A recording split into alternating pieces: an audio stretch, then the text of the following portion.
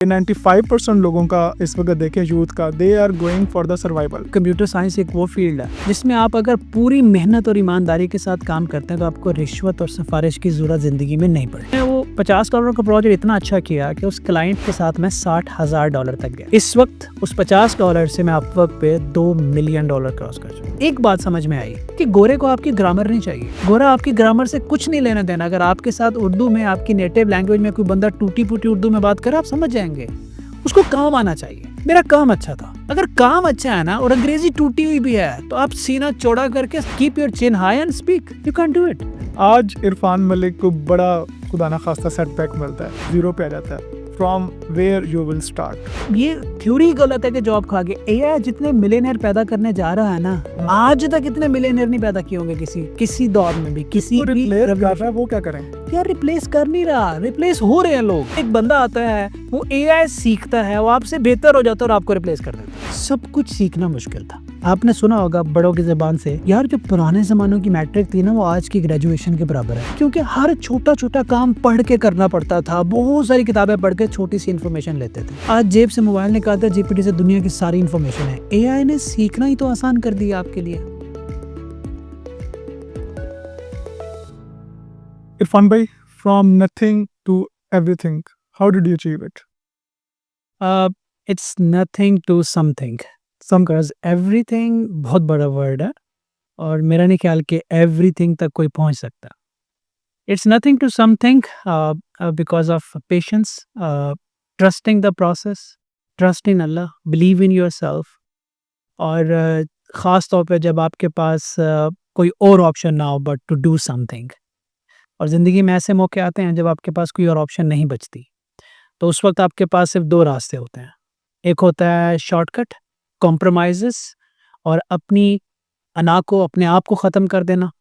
और एक होता है हार्ड वर्क, और वो भी इन अ सर्टेन डायरेक्शन, फेलियर्स को हैंडल करना, रेजिलियंस। जब आप वो रास्ता लेते हो विद अ प्योर इंटेंशन, नेक नियति के साथ, तो फिर अल्लाह हेल्प करना शुरू कर देता है, कि बहुत सारी मदद आ जाती है आपको। So from nothing to something, if I summarise, that's my journey. बाकी आप पूछेंगे, मैं आपको बताऊंगा। So where did you start? आपका स्टार्टिंग पॉइंट क्या था? कब लगा आपको कि नाउ इट्स द पॉइंट कि I am going to do this thing, big thing in my life?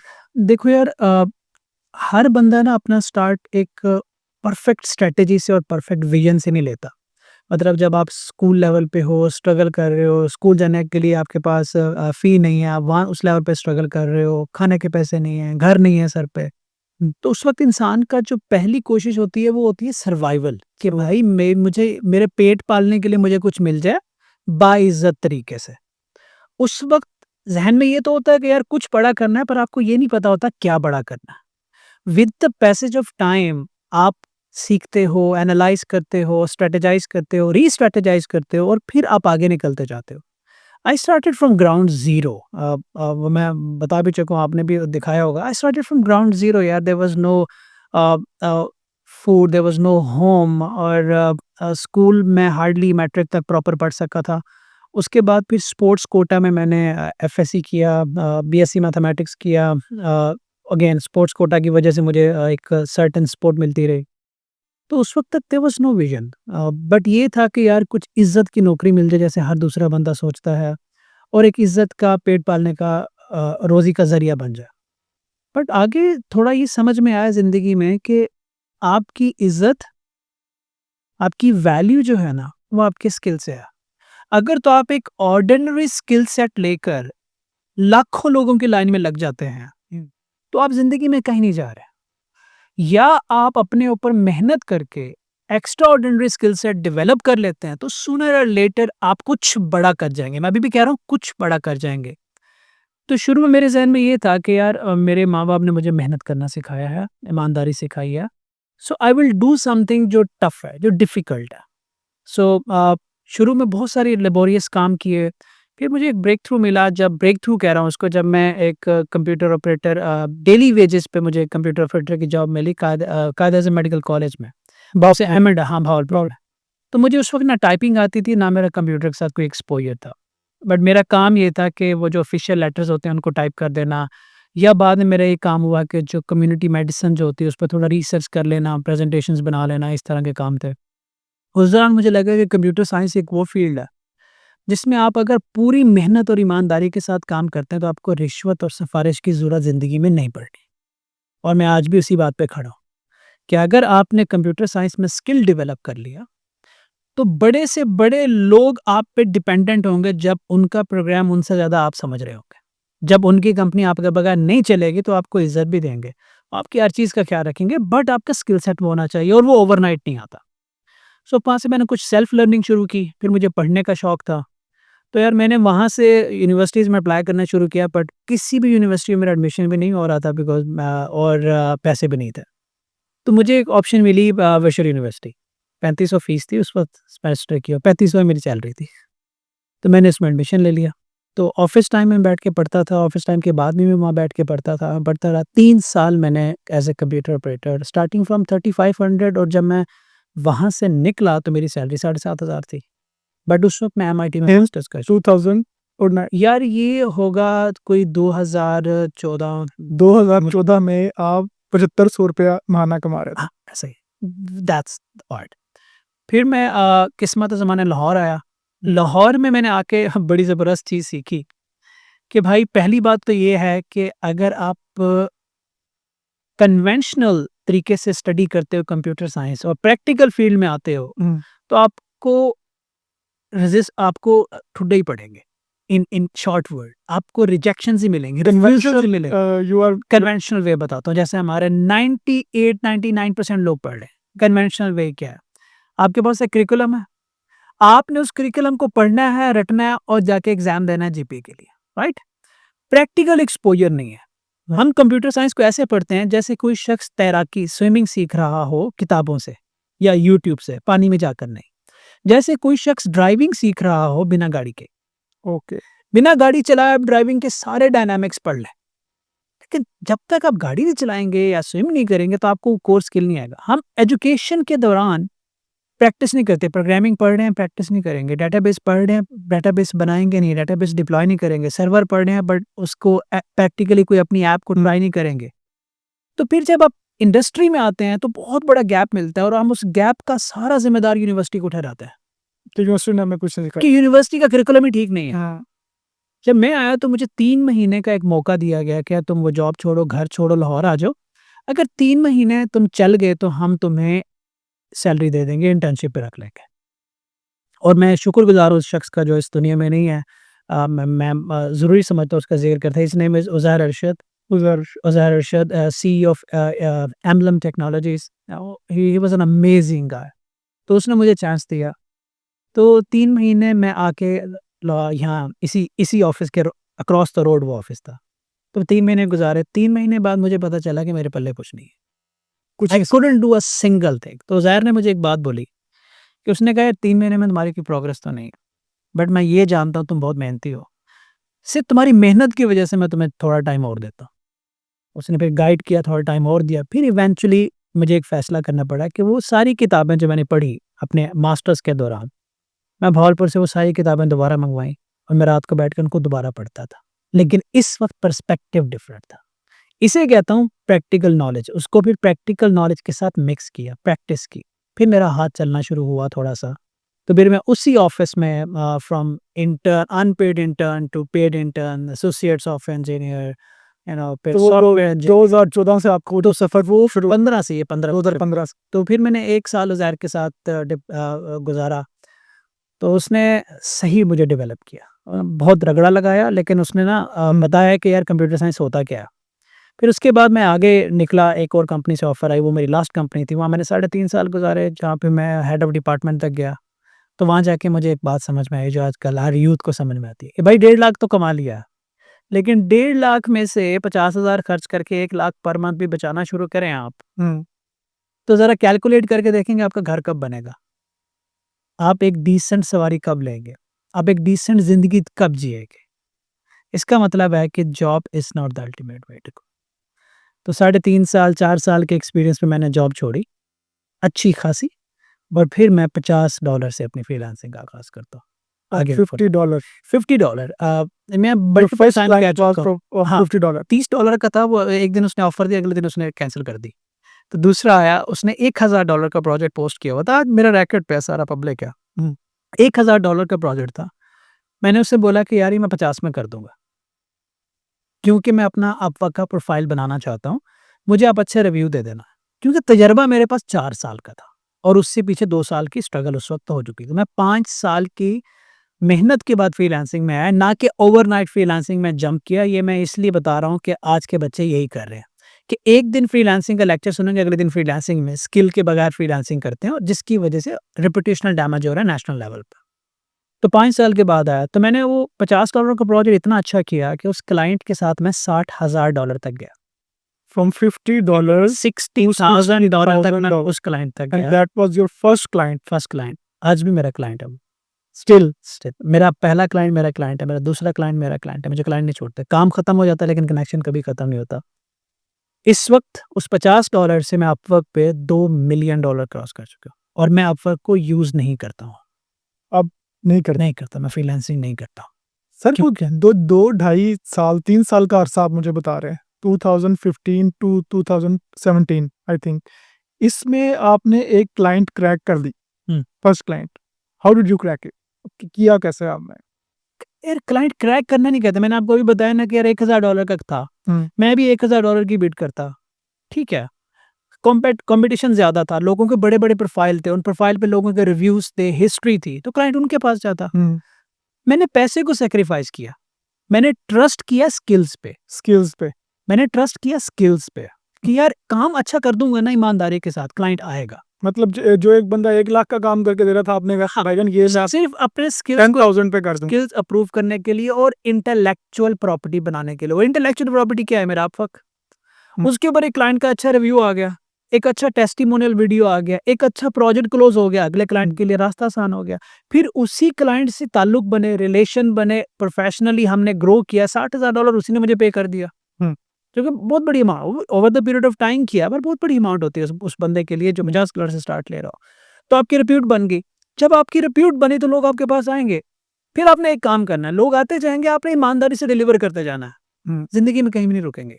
हम लोग आते हैं, पैसे लेते हैं, झूठ बोलेंगे, धोखा देंगे, उनको गोली कराएँगे, अगला क्लाइंट पकड़ेंगे, फिर उसके साथ वही थ्योरी लगाएँगे, उसके साथ उसको गंदा कहेंगे, उसका काम ठीक से नहीं करेंगे, फिर अगला। इसकी मिसाल ऐसी है ना जैसे यार एक शख्स रेलवे स्टेशन पे पकोड़े बेच रहा हो ना, आप उस स्टेशन से वो अपने पकोड़े की क्वालिटी कभी नहीं बढ़ाता क्योंकि उसको पता कि यार ट्रेन चलती रहेगी, ट्रैफिक आती रहेगी, क्लाइंट आता रहेगा, लेता रहेगा, दोबारा किसी ने आना ही नहीं है, मुझे उसकी ज़रूरत ही नहीं है, ठीक है। वो एज़ ए ब्रांड नहीं सोचता, वो एज़ ए सर्वाइवल सोचता है, तो वो वहीं गुज़ारता है। कुछ अगर ब्रांड सोचते हैं तो वो शॉप बनाएँगे, स्टोर बनाएँगे, ब्रांड बनाएँगे, नाम बनाएँगे, फिर लोग उन्हें ढूँढेंगे। हम सिर्फ सर्वाइवल के लिए अपनी मेहनत करते हैं, रेप्यूटेशन के लिए नहीं करते।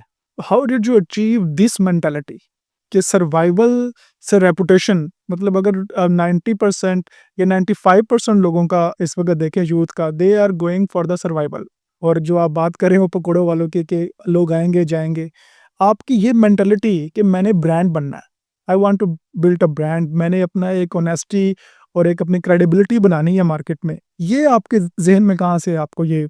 जब मैं अपनी दूसरी कंपनी में काम कर रहा था ना, 3.5 साल काम करने के बाद उस कंपनी में मेरी बहुत अच्छी रिप्यूट थी, ठीक है? और मुझे लगता था यार मैं कोई बहुत बड़ा आदमी हूँ। जब मैंने कंपनी छोड़ना लगा ना और बाहर निकला, तो मुझे समझ में आया कि यार ये तो एक छोटी-सी सल्तनत के अंदर, इतनी सी सल्तनत के अंदर मेरी वैल्यू है, मेरी तो अभी मार्केट वैल्यू है ही नहीं। ये तो उनके प्रोजेक्ट पे जिस तरह के काम है उस तरह मैं अच्छा कर लेता हूँ, मार्केट में तो ऐसा काम नहीं होता, मार्केट में तो डिफरेंट भी होता है। तो इसका मतलब ये है कि ये एक टेम्परेरी रिप्यूट है। फिर दूसरी कंपनी में जाऊँगा, वो जिस लिहाज से पैसे नहीं देंगे, वो मुझे फिर कहीं किसी और लिहाज से करेंगे। इस तरह से तो मैं सारी ज़िंदगी नौकरियाँ ढूँढता रहूँगा। तो I need to do something, freelancing is a way to do it कि आप अपना स्किल को डाइवर्स करो, कम्युनिकेशन को बेहतर करो, क्लाइंट हैंडलिंग को बेहतर करो, प्रोजेक्ट मैनेजमेंट को बेहतर करो, डेवलपमेंट को बेहतर करो, डिज़ाइन सेंस को बेहतर करो। आप पूरा एक इंफ्रास्ट्रक्चर इकोसिस्टम को अपने बेहतर करने का मौका मिल जाए क्योंकि सारा कुछ कर तो आप ही रहे होते हो। तो वो बनेंगे तो आप इंडिपेंडेंट हो जाते हैं, कंपनीज़ के पे डिपेंडेंट नहीं रहते। आपको सीवी लेके नहीं लाइन में लगना पड़ता। मैंने कभी अपनी सीवी बनाई ही नहीं, मुझे ज़रूरत ही नहीं पड़ी। क्यों? क्योंकि आप अपने आप को ब्रांड में कन्वर्ट कर लेते हैं by developing your skill set, by not posting things blindly on a social media, you can't be brand. तो you started investing in yourself. हाँ, शुरू से नॉलेज में, स्किल्स में, कम्युनिकेशन में। That's one key point. हुँ। शुरू से मैं ये करता हूँ क्योंकि मुझे हमेशा लगता है, आज भी लगता है कि मेरे अंदर बहुत कमी है। क्योंकि आप इसमें फॉरेन क्लाइंट्स के साथ बात कर रहे होते हैं, सारे गोरे होते हैं, उनके साथ तो इंग्लिश इज़ मस्ट, और एक कंप्यूटर ऑपरेटर की इस लेवल की इंग्लिश होना कि वो उनको कन्विंस कर ले, तो और ये सारी नहीं, कम्युनिकेशन मैं स्किल्स जो आपको एक वाकया बताता हूँ कि जब मैं दूसरी कंपनी में गया तो वहाँ जो बिज़नेस डेवलपमेंट टीम होती थी ना उनकी, वो क्लाइंट से बात करती थी, मुझसे सवाल पूछती थी, क्लाइंट को जवाब देती थी, क्लाइंट का सवाल सुन के मुझसे उर्दू में ट्रांसलेट करती थी। मुझे येस और नो भी कहना पड़ जाता ना तो मेरे पसीने आ जाते थे। मेरे ये हालात थे, ठीक है? लेकिन मुझे ये पता था कि अगर सारी ज़िंदगी मुझे कोई काम ला के देगा और सारा काम मैं करूँगा, तो इसका मतलब ये है कि मैं पूरी ज़िंदगी मोहताज हूँ किसी इंसान का। तो कहीं न कहीं तो कम्युनिकेशन करनी है ना। तो वो जो वो पहला क्लाइंट लिया ना तो उसके साथ ऐसी अंग्रेज़ी बोलता था कि मुझे भी कम समझ आती थी। लेकिन एक बात समझ में आई कि गोरे को आपकी ग्रामर नहीं चाहिए। अच्छा, गोरा आपकी ग्रामर से कुछ नहीं लेना-देना। अगर आपके साथ उर्दू में, आपकी नेटिव लैंग्वेज में कोई बंदा टूटी-फूटी उर्दू में बात करे, आप समझ जाएँगे। उसको काम आना चाहिए। मेरा काम अच्छा था। अगर काम अच्छा है ना और अंग्रेज़ी टूटी हुई भी है, तो आप सीना चौड़ा करके keep your chin high and speak. Hmm, you can do it. लेकिन अगर आप अंग्रेज़ी की वजह से अपना स्किल ही हाइड कर लेंगे, कॉम्प्लेक्स में चले जाएँगे, तो फिर आपके लिए प्रॉब्लम है।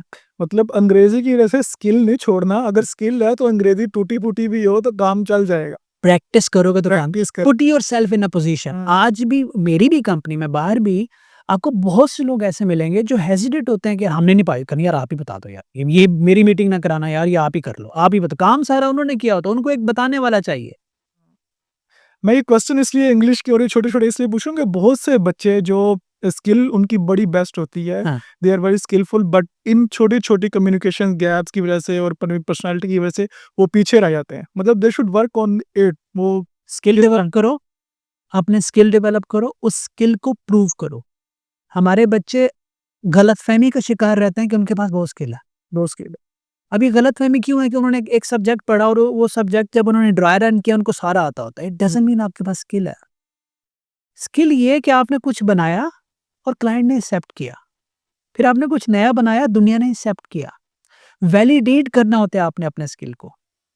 तो ये जो वैलिडेशन की फ़ेज़ है ये अकेले गुज़ारी जा सकती है। आप एक कमरे में बैठ के वेबसाइट बना सकते हैं, वीडियो एडिटिंग कर सकते हैं, कंटेंट लिख सकते हैं, टूटा-फूटा होगा लेकिन कुछ न कुछ नज़र आना शुरू हो जाएगा। हम अज़्यूम करते हैं कि yes, now we can drive a car, हुँ, लाओ जी चाबी दो। ऐसे होता नहीं है। ऐसे होता है। तो जब आप स्किल बना लेते हैं और फिर आप अपने स्किल की बेस पे क्लाइंट के साथ अटैच होते हैं, फिर आपको प्रैक्टिस का मौका मिलता है, फिर थोड़ी करेज चाहिए होती है। तो यहाँ पे बोलते एक और बोल क्वेश्चन बनता है, जो आजकल बड़ा कॉमन हर नौजवान का क्वेश्चन है, स्किल और डिग्री और बोथ? मैं क्या कर रहा हूँ? पीएचडी कर रहा हूँ सर। पैसा है, हुँ, कंपनी है, फ्रीडम है, क्लाइंट्स हैं, प्रोडक्ट है, सब कुछ है मेरे पास। ऑस्ट्रेलिया मैं ग्लोबल। पागल हूँ, मैं यूके में जाके पढ़ता हूँ। हाँ, भाई ये जो लोग हैं ना, जो डिग्री वाली बात करते हैं, हुँ, एक होता है एक्सेप्शनल केस, एक होता है प्रोसेस, ठीक है?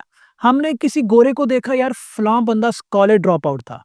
वो कामयाब हो गया, हम भी हो जाएँगे। हाँ। भाई वो पैदा कहाँ हुआ? एक एग्ज़ाम्पल वो बहुत आई थिंक वो बिल गेट्स की हाँ, देते हैं। वो पैदा कहाँ हुआ, वो किस दौर में पैदा हुआ, किस मुल्क में पैदा हुआ, किस लैंड ऑफ अपॉर्च्युनिटी में पैदा हुआ, फिर उसके इर्द-गिर्द का इकोसिस्टम क्या था।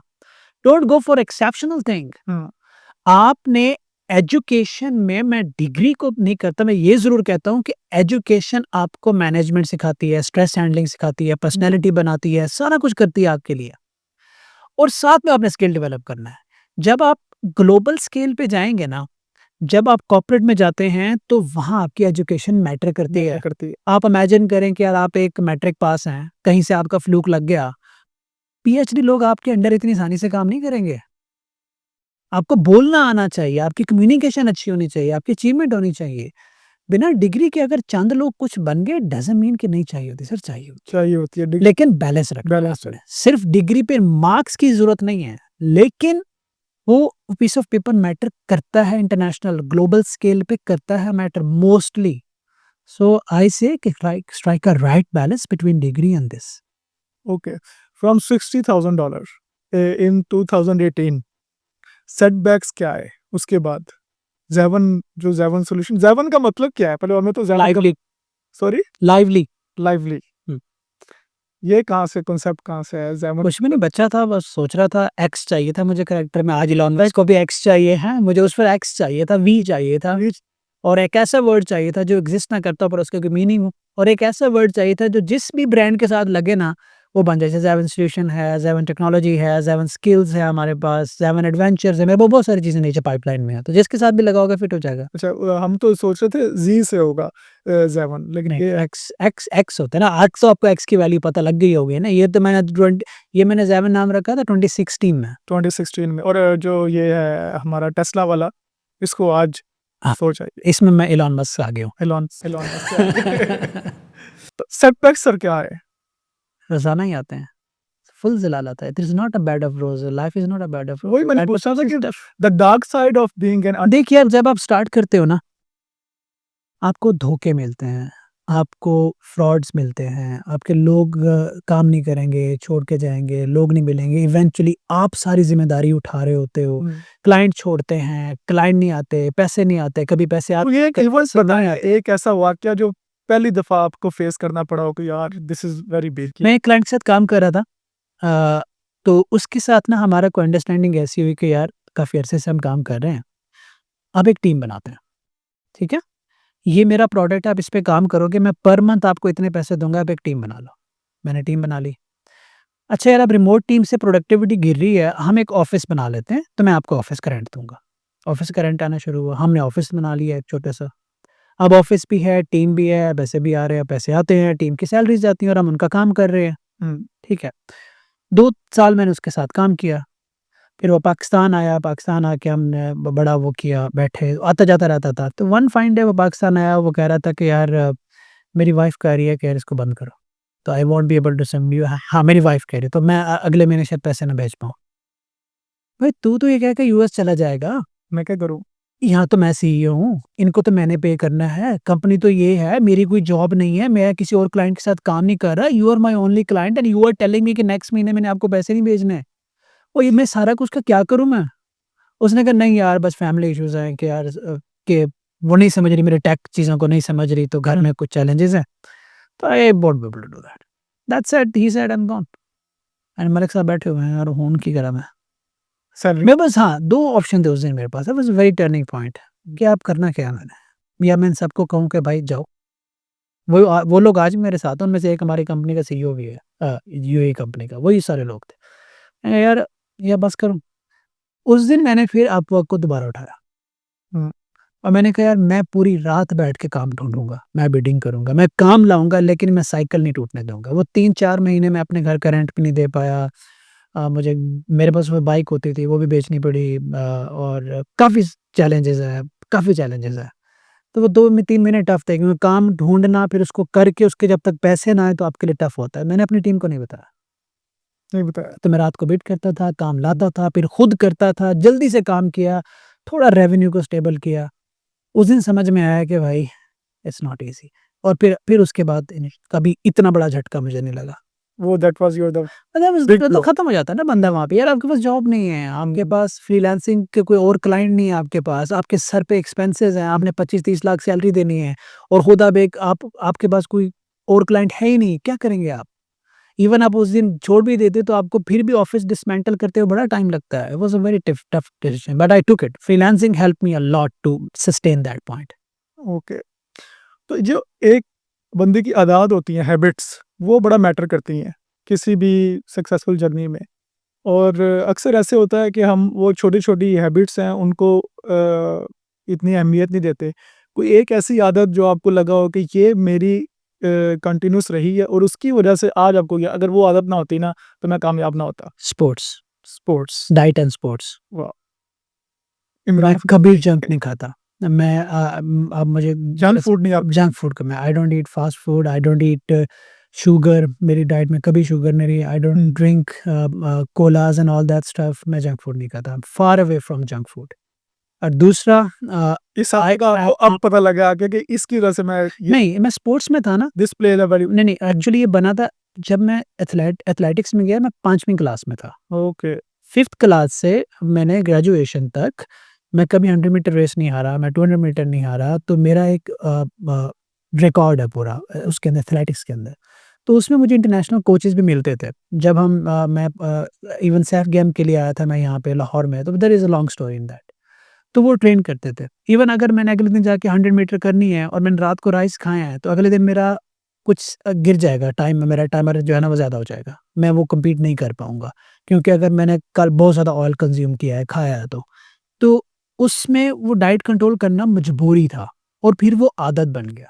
हुँ, फिट रहना मजबूरी था, वो आदत बन गया। जिस बंदे के 4-5 साल आप मुसलसल फिटनेस और डाइट में गुज़ारे ना, हुँ, और फिर आप जब वेट पुट ऑन करते हैं तो आपका दिमाग बंद हो जाता है। हुँ। आप क्रैंकी हो जाते हैं, आप चिड़चिड़े हो जाते हैं, आप नेगेटिव हो जाते हैं, हुँ। आप डिसीजन मेकिंग नहीं कर इफ यू पाते। Go against that habit. हाँ, if you go against that habit. हुँ, तो मेरे साथ होता था, every now and then I always put on weight. कोई डेडलाइन आ गई, 3-4 महीने का स्ट्रेस आ गई, कुछ भी बैठ के खाई जा रहे हो, गलत टाइम पे खाए जा रहे हो। मतलब फॉर एग्ज़ाम्पल आप साफ खा लो, लेकिन अगर आप डिनर बेड से थोड़ी देर पहले कर रहे हैं, चाहे साफ-सुथरा खा लें, लेकिन वो आपके अगेंस्ट जाएगा अगर आप खा के सो गए हैं। फिर इस तरह की आपकी हरकतें शुरू हो जाती हैं। तो फिर ये आदतें आपको इवेंचुअली यहाँ से ख़त्म कर देती हैं।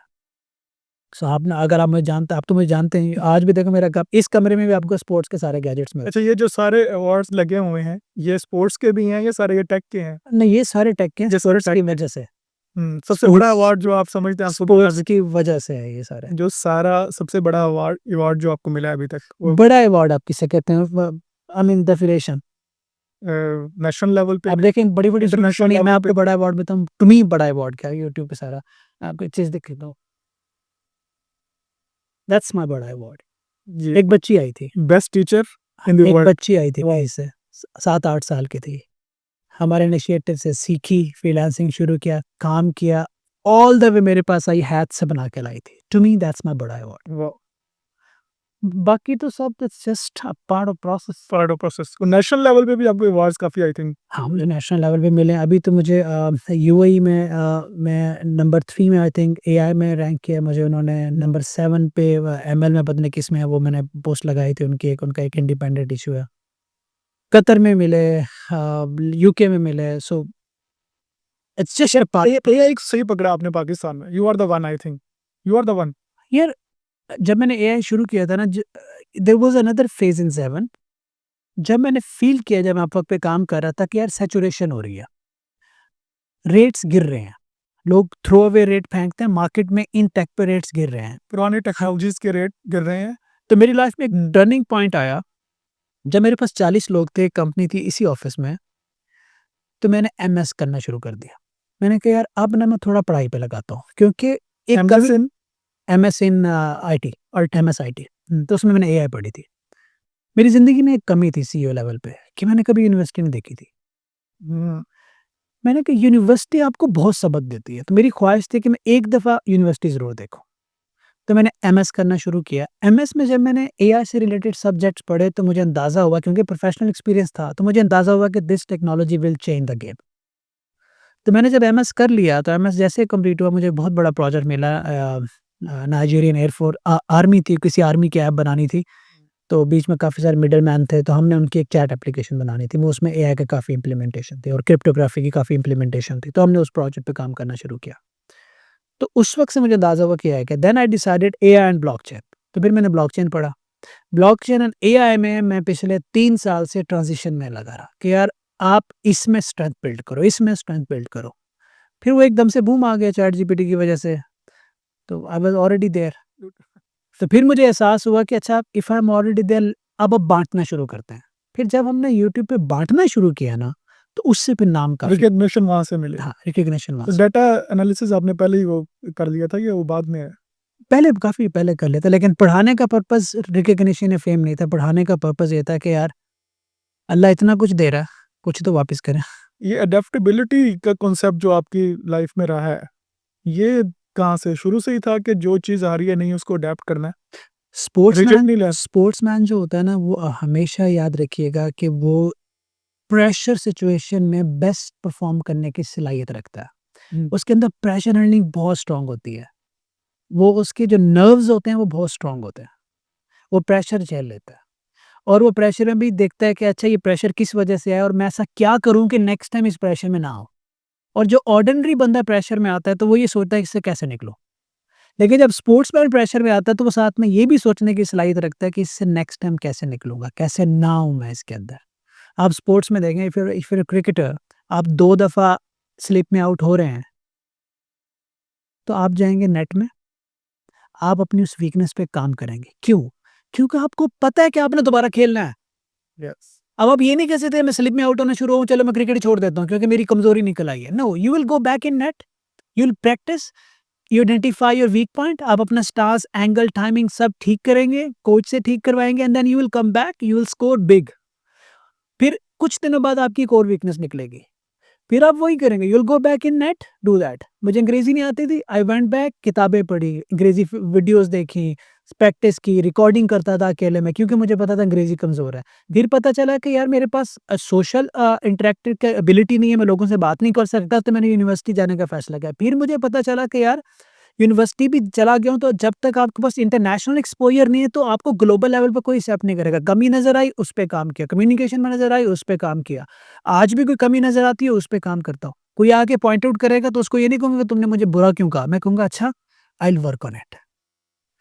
ये एटीट्यूड आपको स्पोर्ट्स से आता है और इसलिए मैंने वो एक हैबिट बताई जो आपको ट्रांसफ़ॉर्म करती है। दैट्स तो sports played a very big vital role in your big sir, मेरा कोच कहता था। और ये वो स्पोर्ट्स नहीं है जो बैठ के आप पबजी खेल रहे हैं, बाहर जाके पार्क हाँ। में टुडे मार रहे हैं। स्पोर्ट्स मतलब कॉम्पिटिटिव स्पोर्ट्स। मैं कॉम्पिटिटिव स्पोर्ट्स में रहा हूँ। मेरा कोच कहता था कि यार अगर एक स्पोर्ट्समैन सही तरीके से स्पोर्ट्स करता है, तो वो इबादत बन जाती है। हाँ। फिर मुझे बाद में समझ आई कि भाई 9-10 सेकंड में ये करना है 100 मीटर। रात को कोई पुट्ठा काम कर ही नहीं सकते आप। गलत आप खा ही नहीं सकते, लेट आप जाग ही नहीं सकते और आपने जीतना है, तो मस्जिद में तो जाना ही पड़ेगा। सजदे में तो गिरना ही पड़ेगा क्योंकि आपके पास जीतने के अलावा कोई ऑप्शन ही नहीं है बची सुनी नहीं। तो जब आप कॉम्पिटिटिव स्पोर्ट्स जीतने के लिए कर रहे होते हैं तो आप मस्जिद में भी जाते हैं, डाइट भी ठीक रखते हैं, बुराइयों से भी दूर रहते हैं, हर चीज से दूर रहते हैं, इवेंचुअली वो इबादत बन जाती है। और फिर आप हार के जब आपका हौसला टूटता है, फिर आप अल्लाह पे यकीन रखते हैं और फिर आप दोबारा आते हैं, तो फिर वो अल्लाह के साथ आपका ताल्लुक भी जोड़ती है। हम स्पोर्ट्स को इस तरफ से देखते नहीं है। तो वो जैसे सॉफ्टवेयर में होता है ना चीट शीट, तो sports is your cheat sheet in your life. Yes, nobody people का यार ये बंदे की शायद कम्युनिकेशन अच्छी है या ये इसका बैकग्राउंड अच्छा है या ये प्रोग्रामर अच्छा है। मैं कहता हूँ कि भाई never under estimate the sports. मेरे लिए स्पोर्ट्स सबसे इम्पोर्टेंट चीज़ है। That's I always say. आज इरफान मलिक को बड़ा खुदा ना खास्ता सेटबैक मिलता है, जीरो पे आ जाता है, from where you will start from zero today. From experience आज ज़ीरो पे आऊँगा तो मैं बैठ के रोऊँगा नहीं, बैठ के किसी को गिला नहीं करूँगा, लोगों पे ब्लेम नहीं करूँगा। बैठ के सोचूँगा कि मैं क्यों गिरा और जिस वजह से गिरा मैं उस चीज़ पे काम करूँगा। फिर उस चीज़ को कंट्रोल करके जितना कुछ मैंने सीखा, अब तो मैं किसी एक्सपीरियंस से स्टार्ट कर रहा हूँ, पहले तो बिल्कुल नालायक था। अब मैं ज़्यादा तेज़ी से ऊपर जाऊँगा। एआई पे ही काम करेंगे। ओह! AI is the future, that's AI what's is the future. AI is the AI AI तो अभी शुरू भी नहीं हुई है, तो अभी जो देख रहे हैं सब मज़ाक नहीं हुई। नहीं सर, एआई इतनी टिप जॉब्स ऑफ खा एन गया। Iceberg, tip of an iceberg. ये ये थ्योरी गलत है कि जॉब खा गए। एआई जितने मिलियनेयर पैदा करने जा रहा है ना, आज तक इतने मिलियनेयर नहीं पैदा किए होंगे किसी दौर में भी, किसी तो भी रिप्लेस कर रेवोल्यूशन। रहा है, वो क्या करें? यार रिप्लेस कर नहीं रहा, रिप्लेस हो रहे हैं लोग। हो रहे हैं। हाँ, लोग रिप्लेस हो रहे हैं, एआई उनको रिप्लेस नहीं कर रहा। हम्म। अच्छा, बताओ कौन-सी ऐसी जॉब है जिसको एआई ने उड़ा दिया हो? नो, मैं बताता हूँ। कंप्यूटर ऑपरेटर की जॉब्स हैं वो, किसने कहा? डाटा की जॉब्स हैं वो किस जो ये उन कंप्यूटर ऑपरेटर्स की जॉब है जिन्होंने टाइपिंग के अलावा कुछ नहीं सीखा। मैं कंप्यूटर ऑपरेटर था ना। आज अगर 10 साल बाद मुझे अच्छी टाइपिंग आती होती, मैं कहाँ होता? कहीं टाइपिस्ट होते। नहीं, कहीं भी ना होता कहीं- क्योंकि एआई ले चुका होता। तो मैंने उस स्किल को एनहांस किया ना, कुछ और सीखा ना, कुछ और सीखा ना, कुछ और सीखा ना, तो एआई मुझे रिप्लेस नहीं कर पाई। फिर एआई को मैंने अडॉप्ट करके करियर बना लिया। जब आप किसी एक स्किल पे रुक जाते हैं, एक्सपैंड नहीं करते, इम्प्रूव नहीं करते, उसके अंदर कुछ भी नहीं करते, सिर्फ वो रिपिटिटिवली करते जाते हैं, यही तो एआई करता है। फिर एक बंदा आता है, वो एआई सीखता है, वो आपसे बेहतर हो जाता है और आपको रिप्लेस कर देता है। ओके, एआई रिप्लेस नहीं कर रही, बेहतर बंदा एआई सीख के मोस्टली वो हाँ, आपको हाँ। रिप्लेस कर रहा है। दूसरा, आप एक काम सीख रहे हो कि यार एआई ने आके इस वाले काम को बंद कर दिया। तो मैं अब अल्फाज़ अप्रोप्रिएट में जिस बात पे ज़रा सख्त अल्फाज़ यूज़ करता हूँ, तो अल्लाह के बंदो, अगर एआई ने एक दरवाज़ा बंद किया तो ये तो देखो उसने खोले कितने हैं। हाँ, आप अपना दरवाज़ा बदल लो ना, उस दरवाज़े के आगे लेट क्यों गए हो जिसको एआई रिप्लेस करने जा रहा है? इसलिए कह रहा हूँ आप रिप्लेस हो रहे हो। वो जो उस दरवाज़े के आगे लेट जाते हैं ना कि यार मुझे तो इसके अलावा कुछ आता ही नहीं है, मैं तो कभी करूँगा ही नहीं। हुँ, रिप्लेस रोना-धोना शुरू कर देते हैं। रोने-धोने शुरू ये वो लोग जा रहे हैं। अदरवाइज़ आप एक एक एक चीज़ में एआई डोमिनेट कर रहा है, आप एआई को इस्तेमाल करके खुद को दूसरी चीज़ में डोमिनेट करा लो। There are so many things AI can do. बताएँ प्रॉम्प्ट इंजीनियरिंग में लोग पैसे नहीं कमा रहे, हुँ, डिज़ाइनिंग लोगों की इम्प्रूव नहीं हुई, डेवलपमेंट में जो 2 महीने में काम होता था अब 10 दिन में होता है। तो इसका मतलब है एक अच्छा बंदा जो एआई यूज़ कर रहा है वो जो 2 महीने में 2 प्रोजेक्ट डिलीवर करता था अब 4 कर सकता है। हाँ, तो उसके पैसे नहीं बढ़ गए? पर्सपेक्टिव इसलिए मैंने एआई के प्रोग्राम शुरू किए कि ताकि लोगों को ये अवेयरनेस दी जा सके और इसको लोग पॉजिटिव लें।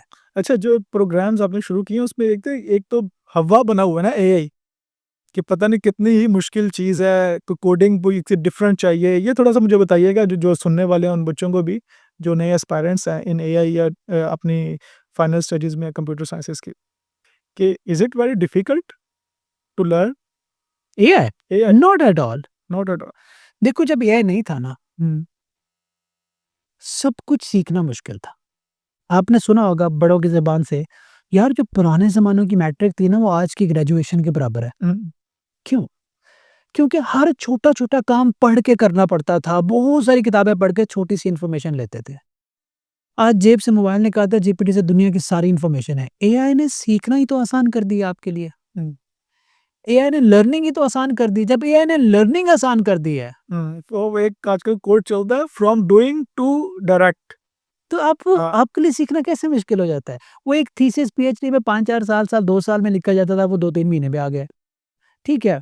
एक जो बुक लिखी जाती थी, वो कई सालों में लिखी जाती थी, अब दिनों में आ गई है। एक बुक को आपने पढ़ना है, उसको आप बॉट में कन्वर्ट कर लेते हैं, जो मर्ज़ी सवाल कर लें उसके साथ।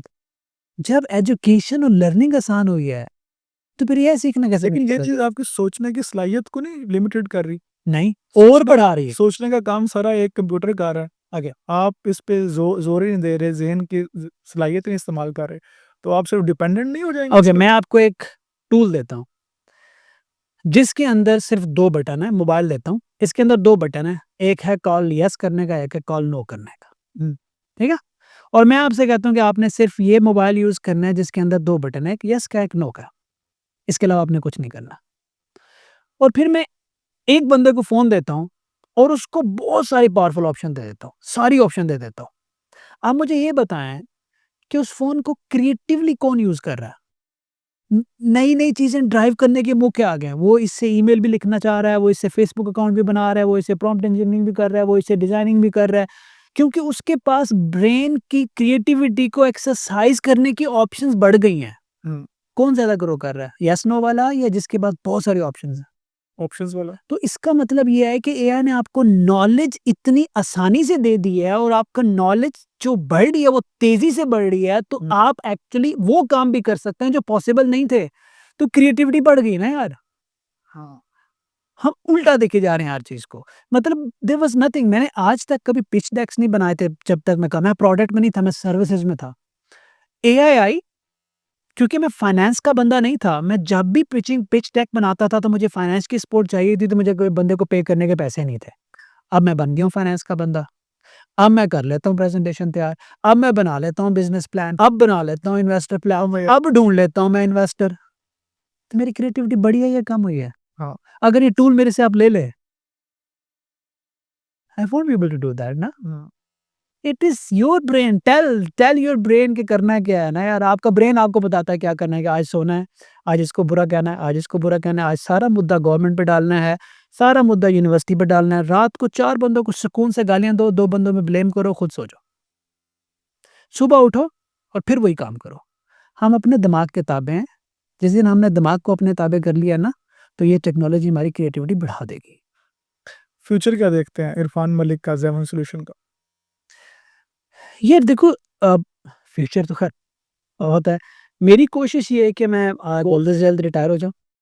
अच्छा। I have achieved what I wanted in life, there is only one last thing I am working on इंशाल्लाह। अभी मैं मुल्क से बाहर जो रहता हूँ, उसके बाद मेरा प्लान है कि जो अल्लाह ने मुझे दिया है मैं लोगों को वापस कर सकूँ टाइम पे से। बैक करो सोसाइटी। पे बैक करूँ, डेडिकेटेड टाइम मेरा हो यहाँ पे जिसको मैं टाइम दे सकूँ, मैं लोगों को टाइम नहीं दे पा रहा।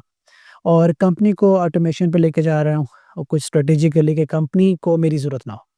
खुद ब Everyone should thrive without me. So I'm Systems disconnecting myself from the company or from anything. So that's my immediate goal. Advice for the students aspiring. यार अगर आप मेरा पूरा सेशन एडवाइस का था कि यार इफ़ यू आप जल्दी मत करो, पैनिक मत करो, हर चीज़ मेहनत से आती है। जब आपके स्टडी का टाइम है तो आप स्टडी का टाइम फ्रीलांसिंग को दे देते हो, जिससे आपकी फिजिकल हेल्थ, मेंटल हेल्थ और एजुकेशन तीनों चीज़ें कॉम्प्रोमाइज़ हो जाती हैं। इवेंचुअली वो क्लाइंट पे चला जाता है और आप कहीं के नहीं रहते। So even if you're going in freelancing, do not compromise on physical health, do not compromise on mental health, do not compromise on your education. थोड़ा कम कमा लो, एक वक्त का कम खा लो, लेकिन इन 3 चीज़ों को अगर आपने कॉम्प्रोमाइज़ कर दिया, तो एक वक्त आएगा आपके आगे फुल स्टॉप लग जाएगा और फिर वापस आके 3 चीज़ें आप नहीं बना सकते। याद रखें, वापस आके आप सेहत नहीं बना सकते, वापस आके मेंटल हेल्थ रिस्टोर नहीं करा सकते, वापस आके एजुकेशन नहीं ले सकते।